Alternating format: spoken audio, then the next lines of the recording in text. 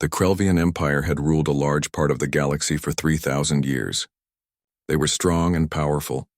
Their way of war was simple. They would show up with big ships and big guns. They would fire a few shots. Then the enemy would surrender. It always worked this way. Every species they met understood this rule. When someone stronger shows up, you give up. It made sense. It was smart. It was how things were done. Commander Zelthros stood on the bridge of his warship. The ship was called the Eternal Dominion. He looked at the small human ship in front of him. His 4 eyes studied it carefully. The humans had built a colony on a planet called Kepler 442b, but the Krelvians had already claimed that planet. This was a mistake that needed to be fixed. A simple show of power would solve everything. Zelthros spoke to his crew. His words came out as clicks and whistles. A machine changed them into words everyone could understand. He said, "Fire warning shots at their ship." The human ship was called the Frontier Spirit. It was big and slow. It was made for carrying cargo, not for fighting. The Krelvian weapons hit the ship's shields. Zelthros waited. Soon the humans would send a surrender message. That was what always happened. But instead something strange occurred. The communications officer looked confused. He said, "Sir, they are calling us." Zelthros was surprised but said, "Let me talk to them." A human face appeared on the screen. It was a male with gray hair. His face showed many years of hard work. His name was Captain Dan Martinez. He looked calm. Too calm for someone whose ship had just been shot at. Martinez spoke first. He said, "This is Captain Martinez of the Frontier Spirit. You just shot at a ship full of regular people. Why did you do that?" Zelthros felt angry at how casual the human sounded. He said, "This star system belongs to the Krelvian Empire. You are here illegally. Give up your ship. Leave the planet right now." Martinez scratched his chin. He seemed to be thinking. Then he said, "We have a problem. We told the Galactic Council about this place 8 months ago. This is our system now. You are the ones who should not be here." Zelthros could not believe what he was hearing. He said, "Your claims mean nothing. I have 10 warships here. You have 1 cargo ship. You cannot win this fight." The human actually smiled. Martinez said, "You would think so. Here is what we should do. Give us 3 days. We will check with the council. If you are right, we will leave without fighting. If we are right, you leave. That is fair." Zelthros felt his neck frills turn red with anger. This was not how these situations were supposed to go. He said, "You cannot make deals. You are too weak. Surrender now or we will destroy you." Martinez stopped smiling. His face became hard. He said, "Captain, I have 43 regular people on that planet. Some of them are children. I will not leave them just because you have big guns. So here is what I offer. Back away. We will figure this out like civilized beings." Zelthros was shocked. He said, "Are you threatening us?" Martinez said, "No threats, Captain. Just facts. If you shoot at my ship again, we will have a big problem." Then the screen went dark. The human had ended the call. Zelthros stood without moving. He had been a soldier for 300 years. Never had he met anyone so foolish. No one talked to the Krelvian Empire this way. No one refused to surrender when they were clearly beaten. His weapons officer asked, "Sir, what should we do?" Zelthros made his choice. He would destroy this cargo ship. Then the humans would learn. He said, "Target their engines. Break them so they cannot fly." The Eternal Dominion fired its big plasma guns, but the Frontier Spirit was already moving. The human ship pushed its engines hard. It flew toward the planet. The shots missed. The ship disappeared into the orange clouds of Kepler 442b. The sensor officer said, "They went down to the surface. They are landing at their colony." Zelthros felt happy for a moment. Now they had the humans trapped. He ordered 3 ships to stay in space and watch the planet. He would take soldiers down to the surface. This would be over in 1 hour. He was sure of it. But Zelthros did not understand something important. Humans have a very different idea of what being trapped means. The alien dropships came down through the orange sky. Lieutenant Commander Kate Sullivan watched them come. She stood in a building that they used as a command center. It was really just a storage room. Around her, 40 settlers waited. Some looked scared. Some looked ready to fight. Ben Foster was the chief engineer of the colony. He asked, "How long until they land?" Kate looked at her computer screen. She said, 6 minutes. Kate had been in the Earth Navy for 10 years. Then she retired and came to work at the colony. She never thought she would need to fight again. But here she was. Dan Martinez came in carrying a rifle. He said, "All the regular people are in the underground shelters. The medical room is ready. We have 17 people who can shoot well. That includes you and me." Ben shook his head. He said, 17 against 300. "Kate, maybe we should talk to them." "We cannot win." Kate looked at Ben with steady eyes. She said, "Ben, if we let them take this colony without a fight, we are making a mistake. Every human colony will become a target. Sometimes you have to fight even when you know you will lose. We have to make them pay a price." Ben said, "That is crazy." Kate said, "Maybe it is. But it is also human." The alien ships landed in a half circle around the colony. It was exactly what Kate thought they would do. Zelthros was doing everything by the book. Surround the enemy. Show them how many soldiers you have. Demand they give up. It would work perfectly on anyone who thought logically.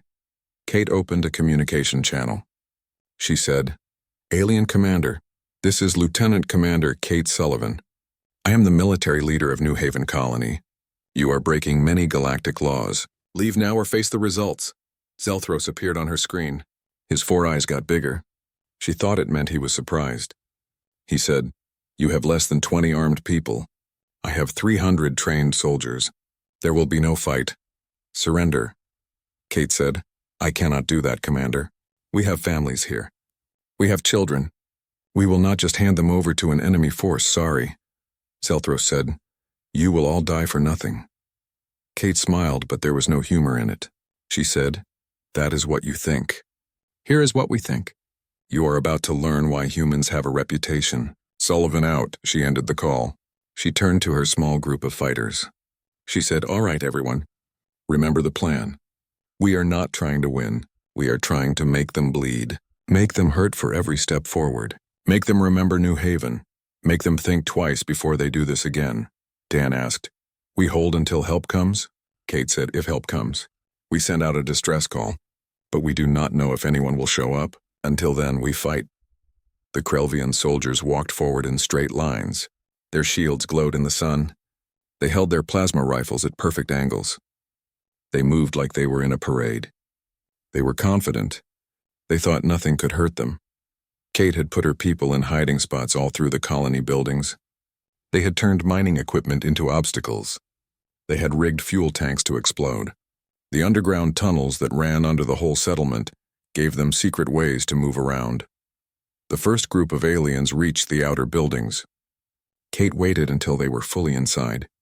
Then she gave the signal. The fuel storage area exploded with a huge roar. The sound echoed across the valley. 12 Krelvian soldiers were caught in the blast. Their shields broke instantly. The neat lines of soldiers broke apart as they dove for cover. Shots came from windows, roofs, and doorways. The humans had started their war. Captain Jake Morrison commanded the Earth Navy destroyer called the Valiant. For 3 days he had been following the Krelvian fleet. The distress signal from New Haven had reached Naval Command, just as his ship finished a routine patrol. His orders were clear. He should investigate but not fight unless he absolutely had to. The diplomats were supposedly working on a peaceful solution. Jake understood what those orders really meant.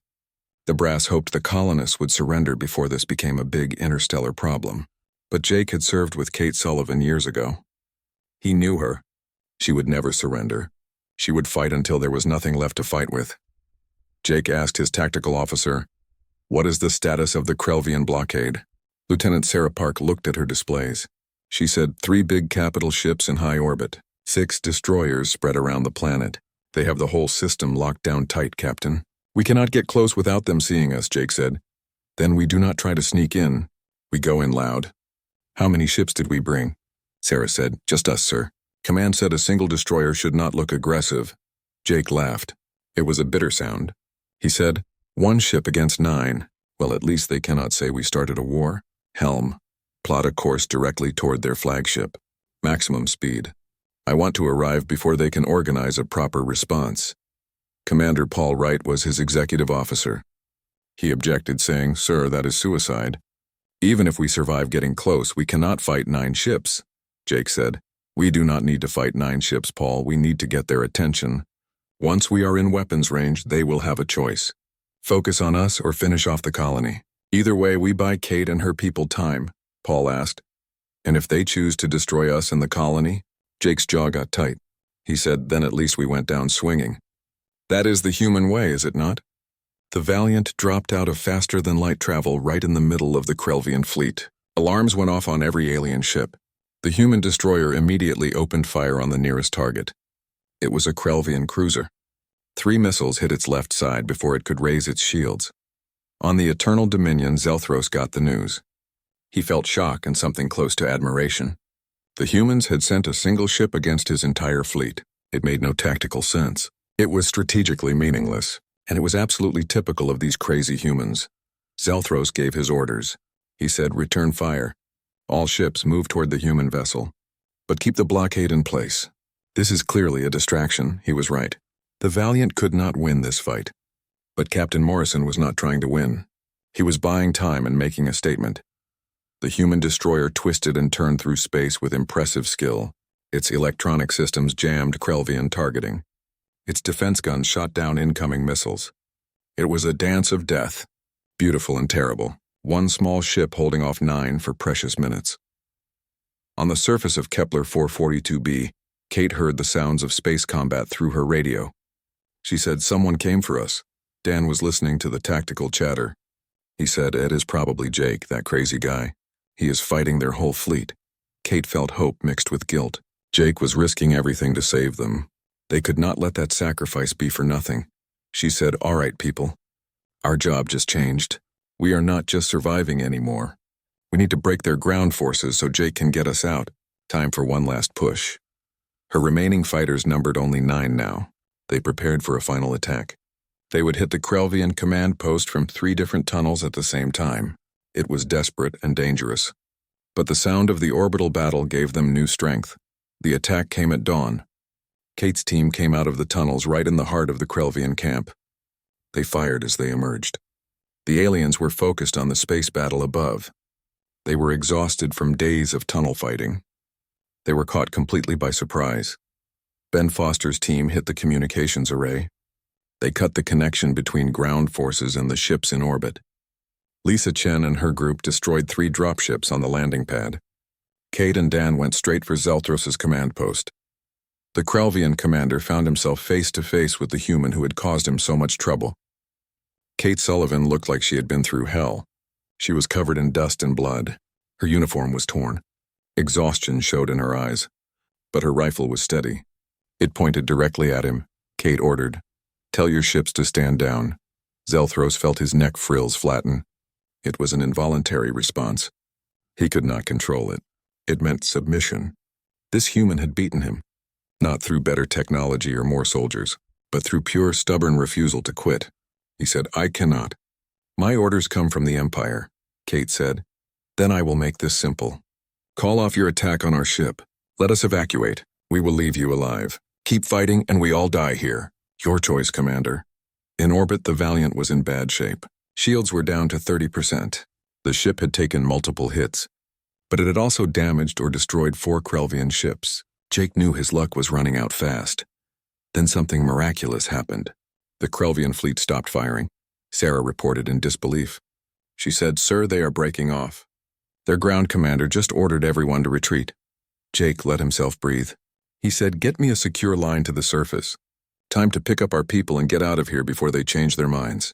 3 hours later, the survivors of New Haven Colony were on board the Valiant. The ship was making its way to the jump point. Kate stood on the bridge with Jake. They watched Kepler 442b get smaller in the distance. Jake said quietly, you know this is not over. The Krelvians will report this. There will be political problems, Kate replied. I know, but we proved something today. We proved that humans do not back down. Not for anyone, Jake smiled. He said, no, we do not. No off switch, remember? Kate agreed. No off switch. Behind them, the Krelvian fleet stayed in orbit around Kepler 442b. Their commander was writing a report. That report would change the way the galaxy viewed humanity forever. The journey back to human space took 2 weeks. During that time, Kate and the other survivors tried to process what had happened. They had lost friends. They had lost their homes. But they had also accomplished something important. Jake visited Kate in the ship's small observation room. She was staring out at the stars.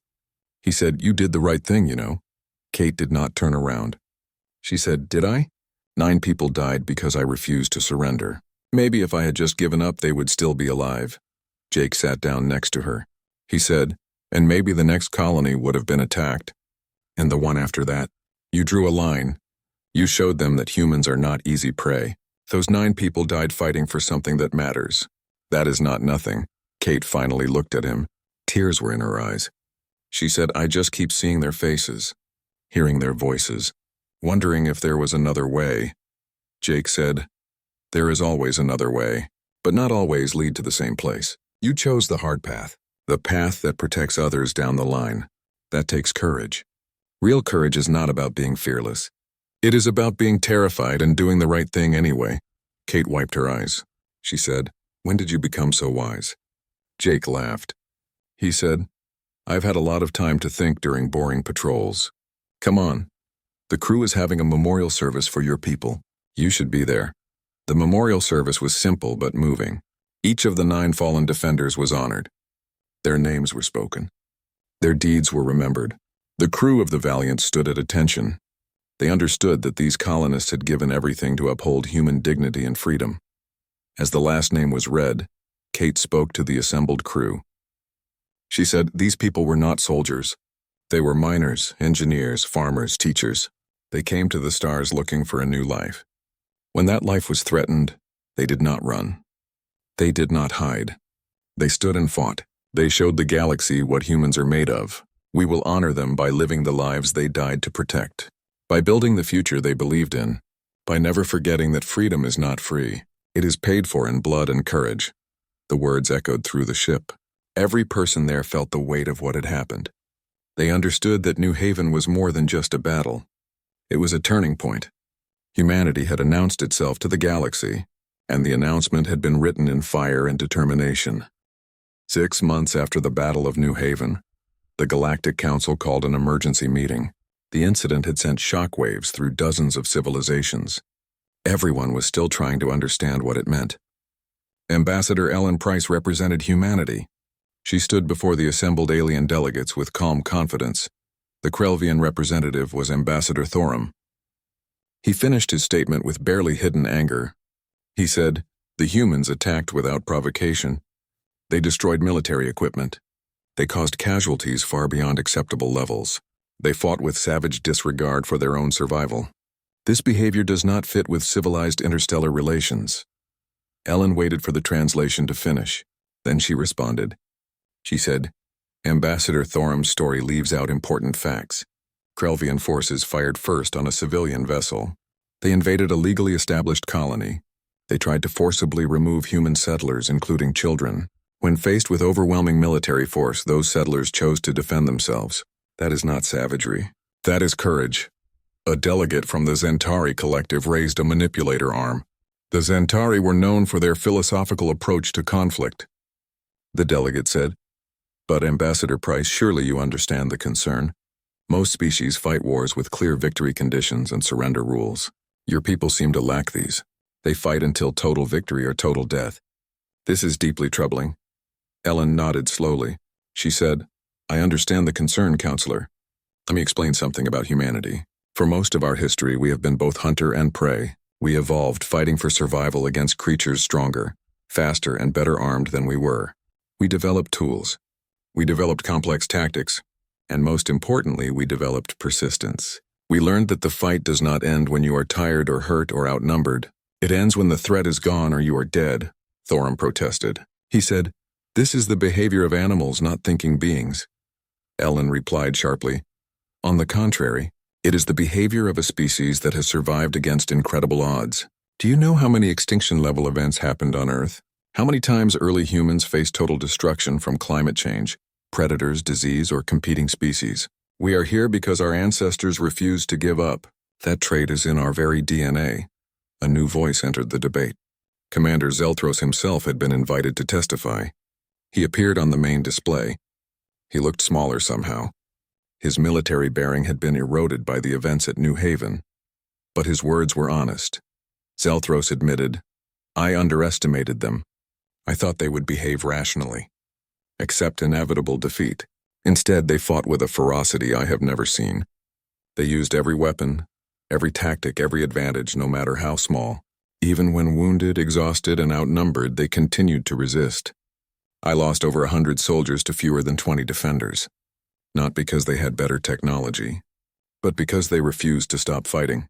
The council chairman asked, "And what is your recommendation, Commander?" Zelthros was quiet for a moment. Then he said, "Do not threaten humans unless you are prepared to destroy them completely, because any other approach will fail. They do not surrender. They do not negotiate from weakness. They fight until they win, or until they are destroyed. There is no middle ground with humanity." The chamber fell silent. Ellen could feel the weight of dozens of alien gazes on her. Some looked fearful. Some looked calculating. Some looked intrigued. This was the moment that would define humanity's place in the galactic community. Ellen said softly, "Counselors, Commander Zelthros is correct. Humans do not have an off switch in combat, but we also do not seek unnecessary conflict. We came to the stars hoping to find friends, allies, and partners. We established colonies on unclaimed worlds through legal channels. We respected galactic law. The Krelvians attacked us, not the other way around." Thorum interrupted. "And you respond to attack with overwhelming aggression." Ellen corrected him. "We respond to attack with defense. The aggression is proportional to the threat. Had the Krelvians honored our legal claims, there would have been no violence. Had they withdrawn when asked, no one would have died. But they chose to press the issue, and they learned the cost of that choice." The Zentari counselor spoke again. He said, "What assurance can you give us that humanity will not become a threat? That this relentless combat instinct will not be turned against peaceful neighbors?" Ellen smiled. She said, "I can give you the same assurance that has kept humans from destroying ourselves for thousands of years. We fight when threatened, but we build when safe. We are warriors when necessary, but we prefer to be explorers, scientists, artists, and friends. The choice of which humanity you encounter is largely up to you." Over the following weeks, the Council debated humanity's status. Some delegates argued for restrictions on human expansion. Others proposed military containment. But a consensus slowly formed. Humanity was not a threat to be eliminated. They were a power to be respected. The final resolution established clear rules for human-alien interaction. Human territorial claims would be respected. Conflicts would be worked out through proper channels. And most importantly, unprovoked attacks on human settlements would be considered acts of war. The whole galaxy would respond to such attacks. It was not everything Ellen had hoped for. But it was enough. Humanity had earned its place through blood and determination. The galaxy now understood that humans were not to be taken lightly. Back on Earth, Kate Sullivan attended a ceremony. It honored the defenders of New Haven. 43 colonists had started the battle. 14 survived. She stood among them. She wore her Navy dress uniform and a newly created medal. It was called the Medal of Galactic Valor. The President of Earth's unified government spoke to the crowd. He said, "These men and women faced impossible odds and refused to yield. They reminded the galaxy of something important. Courage is not the absence of fear. It is the refusal to let fear control your actions. Humanity will not bow to threats. We fight for what we believe in, no matter the cost." After the ceremony, Kate was surrounded by reporters. One asked the question everyone wanted answered. The reporter said, "Commander Sullivan, would you do it again? Knowing what you know now, would you still choose to fight?" Kate thought about the friends she had lost, the colony they had abandoned, the months of nightmares that followed. Then she thought about the message they had sent, the lives they had saved elsewhere, the future they had secured for humanity among the stars. She said simply, "Yes, we had to draw a line.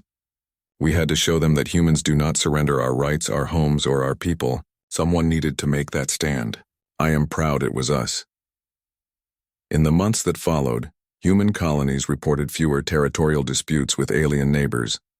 The reputation of New Haven had spread. Pirates avoided human ships. Aggressive species thought twice before testing human resolve. Exploratory missions met new species who treated humans with respect rather than contempt. At a military briefing on Mars, Admiral Linda Hayes spoke to the next generation of Navy officers. She said, "The Battle of New Haven changed everything. Before that fight, humans were seen as weak, primitive, and easy to exploit. After New Haven, we became something else. We became the species that does not quit, that does not surrender, that fights with every weapon and every breath until victory is achieved. She paused. She looked at the young faces before her. She continued, "This reputation is both a shield and a responsibility. It protects us from casual aggression, but it also means we must be careful. We must be just, because the galaxy now expects us to fight, and they will judge us by when and how we choose to do so. Use this power wisely. Fight only when necessary. But when you do fight, remember New Haven. Remember that humans never quit." The young officers listened intently. They understood they were inheriting something precious and dangerous. The reputation built at New Haven would protect them, but it would also bind them. They would be expected to live up to the standards set by Kate Sullivan and her team, to fight with the same courage, to show the same determination, to prove that humans truly did not have an off switch in combat. Zelthros watched from his command position.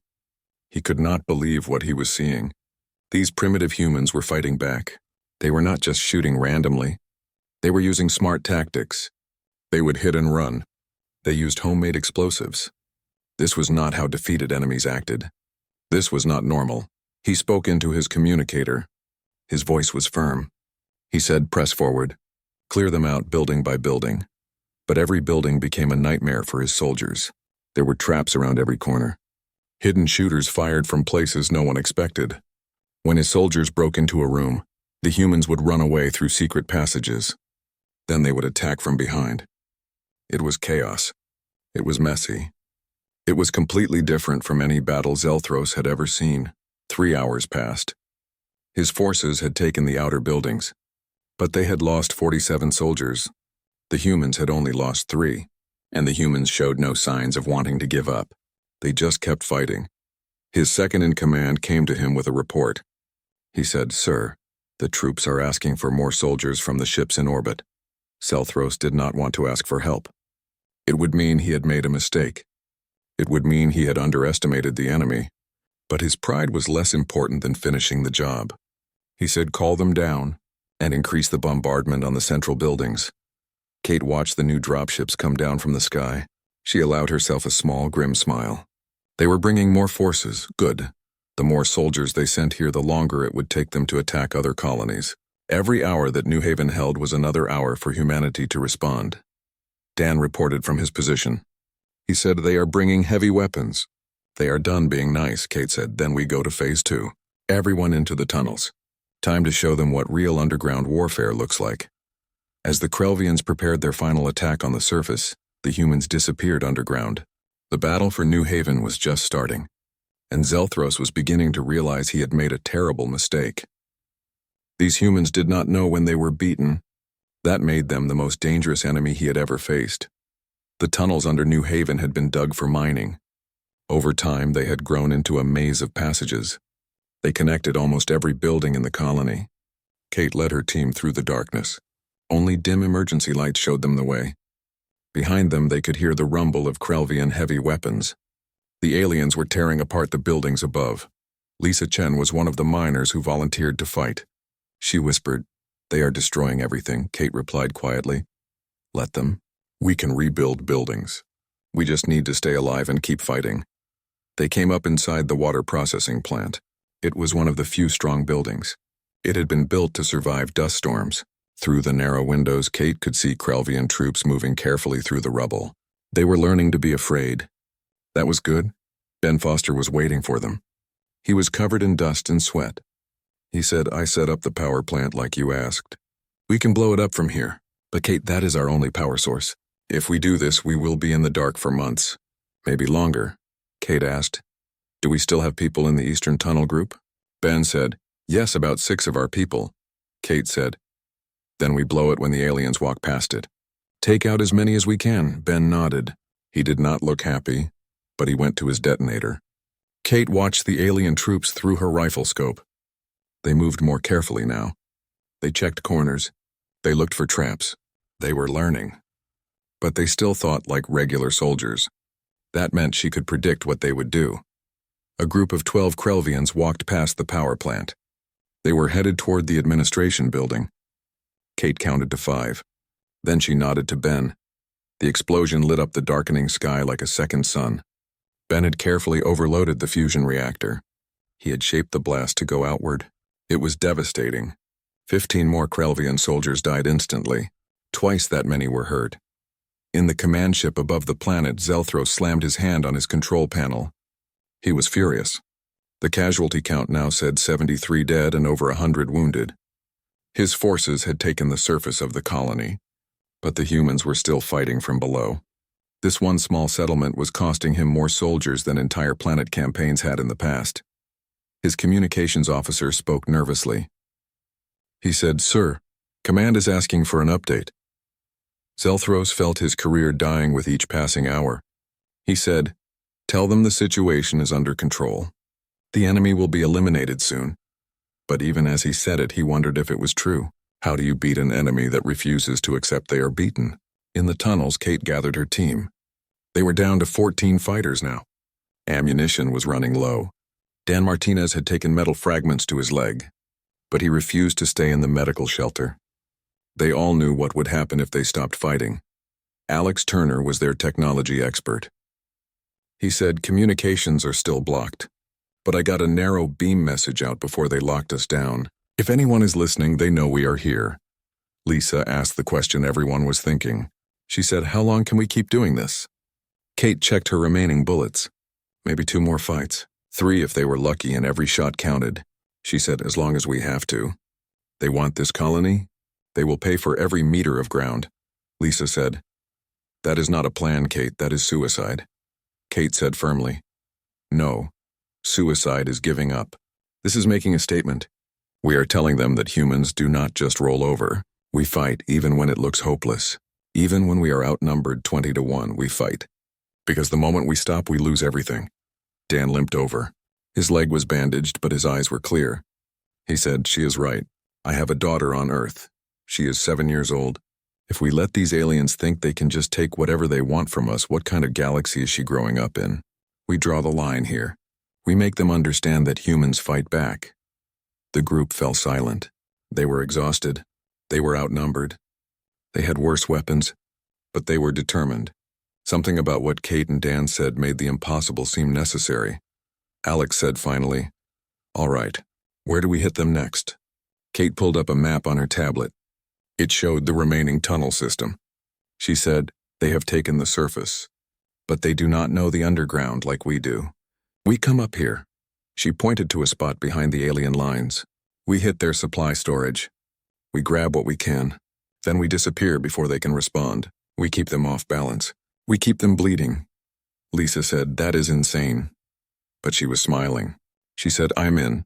One by one, the others nodded. They knew the odds. They knew they would probably die in these tunnels. But they also knew their fight would be remembered. Every alien commander who heard about New Haven would think twice before attacking another human settlement. That night, Kate's team hit the supply depot. They destroyed stored ammunition and food before vanishing back into the darkness. The Krelvians were frustrated and scared. They poured more troops into the tunnels. But the darkness belonged to the humans now. Every tunnel could hide an ambush. Zelthros realized something with growing fear. He was no longer fighting to conquer a colony. He was fighting to keep his troops from breaking down. He was fighting to keep his command. And somewhere in those dark tunnels, the humans were still fighting. They still refused to surrender. They did not have an off switch, and that was perhaps the most terrifying thing Zelthros had ever encountered in his 300 years of military service.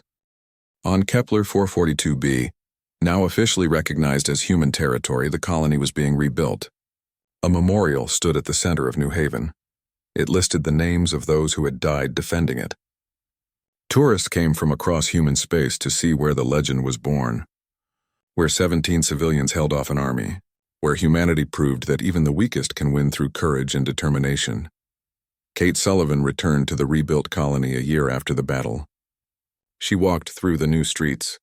She passed homes and businesses rising from the ruins. Children played in the parks. They did not know about the blood that had been shed for their safety. Families built lives among the orange dust and distant stars. She stood before the memorial. She traced her fingers across the names of the fallen. She whispered, "We did it. We showed them, and they will never forget." The memorial was simple but powerful. 9 names carved into dark stone. Below each name was a single line describing who they were. Not soldiers or warriors, just regular people who had chosen to stand and fight. A young girl approached Kate. She could not have been more than 10 years old. She said, "Are you Commander Sullivan?" Kate smiled. She said, "I am." "What is your name?" The girl said, "I am Sophie. My mom says you saved us, that you fought the bad aliens." Kate knelt down to the girl's level. She said, "I did not save you alone, Sophie. Many brave people fought together. Some of them did not make it home. That is why we have this memorial, so we never forget them." Sophie looked at the names on the stone. She said, "Were you scared?" Kate thought about lying, about making herself seem braver than she was. But this child deserved the truth. She said, "I was terrified. Every single moment. But I fought anyway because sometimes being brave means being scared and doing the right thing anyway." Sophie nodded seriously. She said, "My mom says humans do not give up. Is that true?" Kate smiled. She said, "It is true. Humans keep going even when things seem impossible. That is what makes us special. Remember that, Sophie. No matter what happens in your life, you can choose to keep fighting. You can choose to never give up." The girl ran off to play with her friends. Kate watched her go. This was why they had fought. So children like Sophie could grow up free and safe, so they could play in parks instead of hiding in shelters. Dan Martinez joined her at the memorial. His leg had healed, but he still walked with a slight limp. He said, "You did good, Kate. This colony is thriving now. Over 200 families living here. 3 more settlements being built on other continents. None of this would exist if you had surrendered." Kate said, "We did good, all of us. I was just the one giving orders." Dan shook his head. He said, "You were the one who gave us hope, who made us believe we could fight back. Leadership is not about being the strongest or the smartest. It is about making others believe they can do the impossible." They stood in silence for a moment. Then Dan said, "I heard the council passed new protection laws. Any attack on a human colony is now treated as an attack on all humanity. We have allies who pledged to help defend us." Kate said, "New Haven changed everything, not just for us, but for every species out there. They learned that humans are not to be pushed around, that we will fight back no matter the odds." Across the galaxy, the story of New Haven spread. It became legend. Parents told their children about the brave humans who refused to surrender. Military academies studied the tactics used in the battle. Diplomats referenced it when negotiating with humans. The small colony on an orange planet had become a symbol. On the Krelvian homeworld, Zelthros had been demoted. He no longer commanded fleets. Instead, he taught at the military academy. His lesson was always the same. Know your enemy. Understand their psychology. Never assume victory based on numbers alone. He would tell his students, "I lost over 100 soldiers to fewer than 20 humans. Not because they were stronger, not because they had better weapons, but because they had something we did not understand. They had a will that could not be broken. They would rather die than surrender. That makes them the most dangerous enemy in the galaxy." His students would listen carefully. The Battle of New Haven had become required study. Every Krelvian officer learned about it. They learned to respect humans. They learned to avoid conflict with them when possible. And when conflict was unavoidable, they learned to be prepared for an enemy that fought like cornered predators. Other species learned similar lessons. The Zentari, who prized philosophy and wisdom, began studying human history. They were fascinated by humanity's endless wars and equally endless resilience. They concluded that humans were a species forged in fire. That conflict had shaped them into survivors above all else. The Torvan Merchants Guild, which controlled much of galactic trade, decided that humans made better partners than enemies. They offered favorable trade deals. They invested in human colonies. They understood that a species willing to fight to the death over a small mining colony would be equally fierce in protecting trade routes and commercial interests. Even the mysterious Archons, ancient beings who rarely involved themselves in galactic affairs, took notice. They had seen many species rise and fall over millions of years. But humans were different. Humans had the spark of something rare, the refusal to accept defeat, the ability to adapt and overcome. The Archons began to watch humanity with great interest. 5 years after New Haven, the galaxy looked very different. Humanity had expanded to 73 colonies across 23 star systems. Human ships patrolled trade routes. Human scientists made breakthrough discoveries. Human artists and musicians shared their culture with alien worlds. Humanity had not just survived first contact. They had thrived. Kate Sullivan eventually retired from military service. She became a teacher at the Colonial Defense Academy on Mars. She taught tactics and leadership to young officers. But more importantly, she taught them about courage, about standing up for what is right, about fighting even when the odds say you should quit. On the first day of each term, she would tell her students the story of New Haven. She would describe the fear, the exhaustion, the terrible choices. But she would also describe the pride, the determination, the unbreakable human spirit. She would end with the same words every time. She would say, "You are human.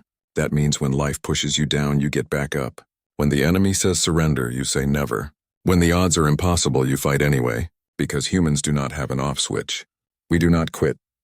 We do not surrender, we endure. We overcome, we win. Remember that when times get hard. Remember New Haven. Remember that 17 regular people held off an army. If they could do that, imagine what you can do." Her students would leave inspired. They would go on to command ships, lead colonies, and explore unknown worlds. And wherever they went, they carried the lesson of New Haven with them, the lesson that humans are at their best when challenged, that adversity reveals character, that courage is not the absence of fear but the triumph over it. The galaxy had learned its lesson. Humans were not to be underestimated. They were not prey. They were not weak. They were survivors, fighters, and explorers who refused to accept limits. They were a species with no off-switch in combat, and that made them one of the most formidable forces in the known universe. In the grand scheme of galactic history, the Battle of New Haven was small, a few dozen casualties on a remote world, but its impact was enormous. It defined how humanity would be seen for generations to come. It established the rules of engagement with human colonies. It created a reputation that would protect countless lives. Kate often thought about the 9 people who died. She wondered if they knew what their sacrifice would mean. If they understood that their blood would water the tree of human expansion across the stars. She hoped they did. She hoped they died knowing they were heroes. On the anniversary of the battle, Kate would return to New Haven. She would stand at the memorial. She would speak each name aloud, and she would make a promise to them. A promise that their sacrifice would never be forgotten, that humanity would never again be caught unprepared, that the galaxy would remember what happens when you push humans too far. The stars stretched out endlessly above her. Somewhere out there, human ships explored new worlds. Human families built new homes. Human children played under alien suns, all of it possible because 17 people refused to give up, because they showed the galaxy what humanity was truly made of. Kate smiled as she looked up at the stars. The future was bright. Humanity had claimed its place among the civilizations of the galaxy. Not through conquest or domination, but through courage, determination, and an unbreakable spirit. The spirit that said no matter what comes, humans will face it standing. They will fight. They will endure. They will never surrender, because humans do not have an off switch, and the galaxy would never forget it.